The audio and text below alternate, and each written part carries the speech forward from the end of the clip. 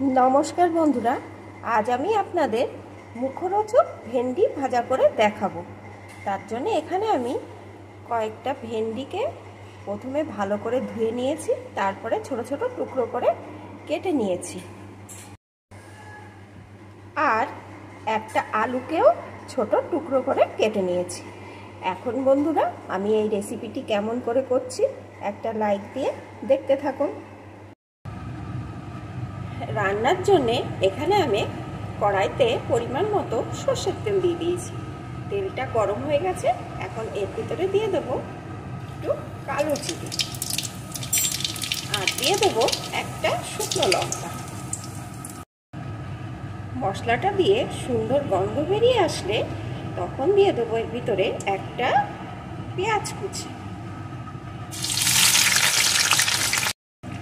साथे दिए देब तीनटे चेरा काँचा लंका।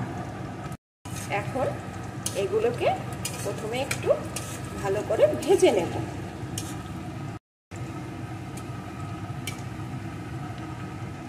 পেঁয়াজটা একটু লাল লাল হলে এর ভিতরে আমি কেটে রাখা টুকরো করা আলুগুলোকে দিয়ে দেব।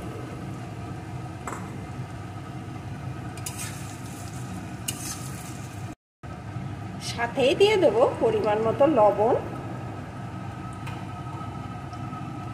परिमाण मतो हलुद गुঁড়ো। এখন আলুটা একটু লাল লাল করে প্রথমে ভেজে নেব। আলুগুলো ভালো করে ভেজে নিয়েছি। এখানে আলুগুলো কিন্তু আমার 50% মতো সিদ্ধ হয়ে গেছে। এখন আমি এর ভিতরে দিয়ে দেব ভেন্ডি টুকরোগুলো।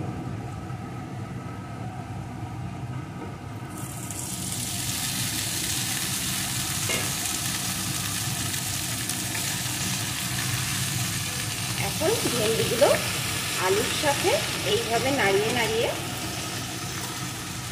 সুন্দর করে ভেজে নেব। প্রথমে আঁচটা বাড়িয়ে নিয়ে 2-3 মিনিট ভেজে নেব, তারপরে আঁচটা লোতে করে ভেজে নেব যতক্ষণ না ভেন্ডিটা ভালো রকম ভাজা হয়ে আসে।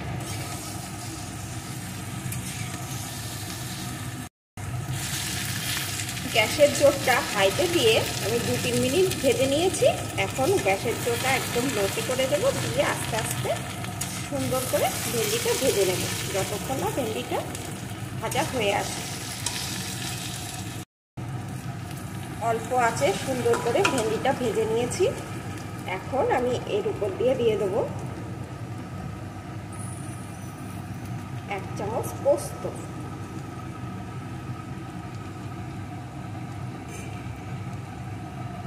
এখন আরো 2 মিনিট ভেজে নেব যাতে পোস্তটাও ভাজা ভাজা হয়ে আসে। পোস্ত দিয়েও ভেন্ডিটা আরো 2 মিনিট ভালো করে ভেজে নিয়েছি। এখন আমার ভেন্ডি ভাজা রেডি হয়ে গেছে। একটা পাত্রে নামিয়ে নেব। বন্ধুরা আপনারা তো অনেকে অনেক রকমভাবে ভেন্ডি রান্না করে খেয়েছেন, একবার এইভাবে ভেন্ডি ভাজা করে খেয়ে দেখবেন কতটা সুন্দর লাগে। এটা কিন্তু গরম ভাত রুটির সাথে দুর্দান্ত লাগবে। এখন আমার এই রান্নাটা রেডি, আমি একটা পাত্রে নামিয়ে নেব।